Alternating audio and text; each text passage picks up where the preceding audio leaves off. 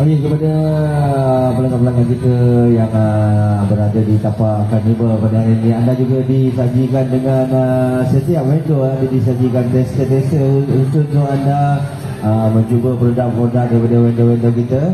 Di mana kita ada tester daripada Adnan Magnolia, kita ada tester daripada Fatihah.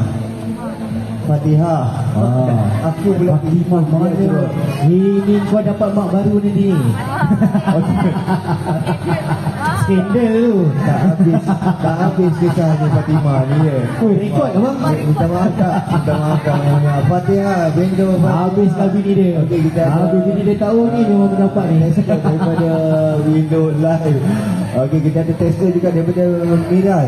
Kita ada juga tester daripada Goodies. Kita ada juga tester daripada Housebook. Kalau kata nak rasa raya cepat bang. Dan juga Saji juga menjadikan tester daripada susu pekat Saji. Kau jangan itu ada tarik di menggunakan susu daripada Saji, produk Saji.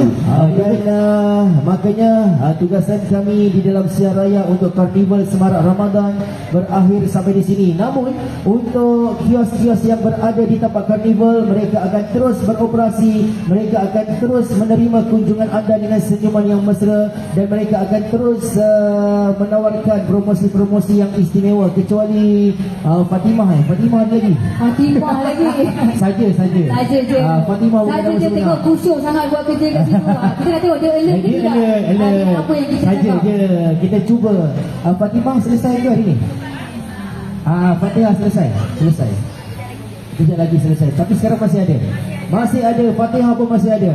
Jadi Fatihah masih setia. Fatimah masih setia. Fatimah kita tak tahu kat mana. Fatimah kena tanya ni. Okey.